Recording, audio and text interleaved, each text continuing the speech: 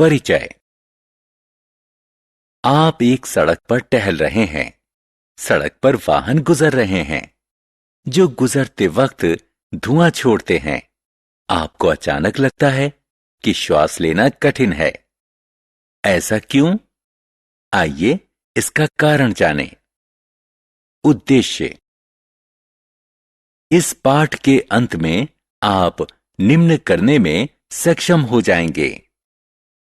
वायुमंडल का वर्णन करना, जल और मृदा में वायु की उपस्थिति का प्रदर्शन करना, वायु प्रदूषण की व्याख्या एवं इसके कारणों और प्रभावों का वर्णन करना।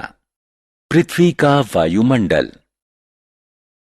हमारी पृथ्वी चारों तरफ से गैसों की चादर से ढकी हुई है, जिसे वायुमंडल कहा जाता है। इस वायुमंडल में कुछ दूसरी गैसों के साथ नाइट्रोजन, ऑक्सीजन, हाइड्रोजन और कार्बन डाइऑक्साइड शामिल हैं। वायुमंडल हमें सूर्य से आने वाली कुछ हानिकारक किरणों से बचाता है। पृथ्वी पर जीवन को बनाए रखने के लिए वायुमंडल इसके ताप को संचालित करने में महत्वपूर्ण भूमिका निभाता है। रोचक तथ्य। जल में वायु। बच्चों, हम जानते हैं कि सभी जीवों और पादपों को श्वास लेने के लिए ऑक्सीजन की आवश्यकता होती है। थल भाग में रहने वाले सभी जीव वायु में उपस्थित ऑक्सीजन श्वास के रूप में लेते हैं। हम जल में नहीं जी सकते। जब गोताखोर जल के भीतर जाते हैं तो वो अपने साथ ऑक्सीजन के सिलेंडर लेकर जाते हैं। इस व्हेल को देखिए, यह कैसे श्वास लेती है। इसी प्रकार जलीय पादप कैसे कार्बन डाइऑक्साइड और ऑक्सीजन प्राप्त करते हैं। आपको यह जानकर आश्चर्य होगा कि वो श्वास के रूप में वायु लेते हैं। आइए एक गतिविधि करते हैं। एक बीकर में थोड़ा जल लीजिए। इसे उबालने के लिए गर्म कीजिए। क्या आप बाहर उठते बुलबुले देख सकते हैं? ये जल से बाहर आ रहे हैं। सामान्य तापमान पर वायु जल में घुली रहती है, इसलिए हम इन्हें देख नहीं सकते। जब जल को गर्म किया जाता है तो जल में घुली हुई वायु बुलबुलों के रूप में बाहर आती है। जीव और पादप जल में घुली हुई ऑक्सीजन को श्वसन के लिए प्रयोग करते हैं। मृदा में वायु। मृदा में रहने वाले जीव किस तरह ऑक्सीजन प्राप्त करते हैं, इसे जानने के लिए एक कटोरे में थोड़ी मृदा लीजिए और उसमें जल डालिए। आपने क्या देखा?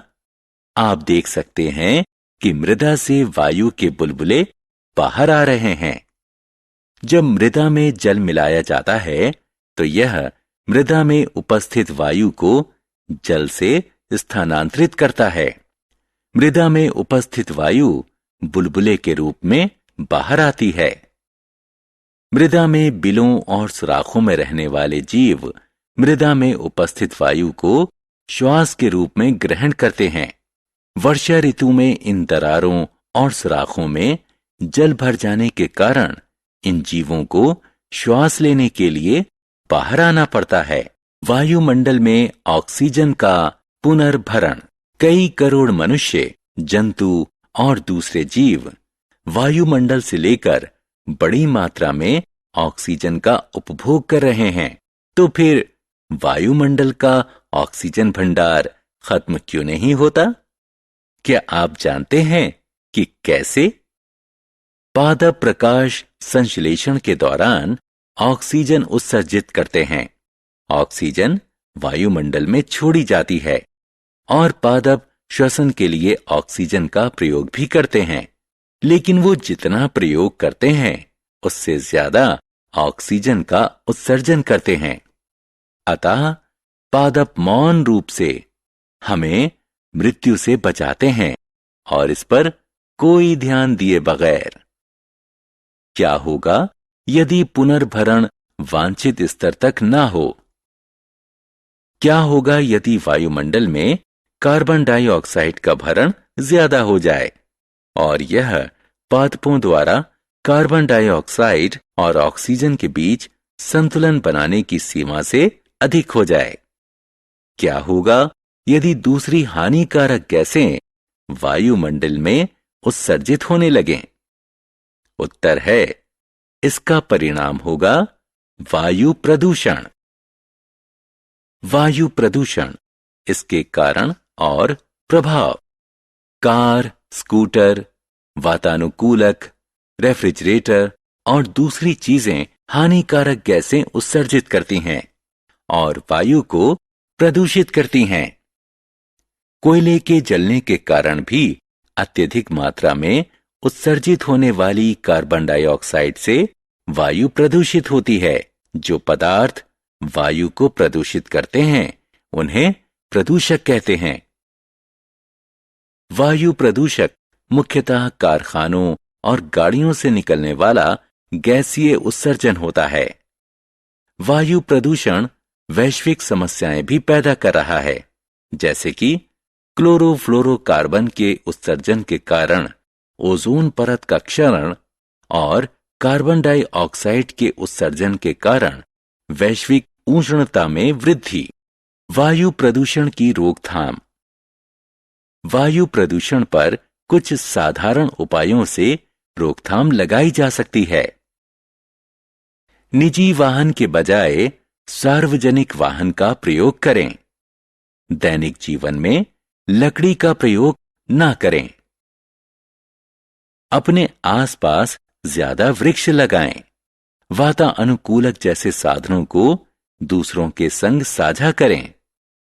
सूखी पत्तियों और दूसरे सड़नशील अपशिष्ट पदार्थों को जलाने के बजाय उनसे खाद बनाएं। परफ्यूम और डिओड्रेंट का प्रयोग कम करें। आत्म मूल्यांकन। सही विकल्प को चुनकर वाक्यों को पूरा करें।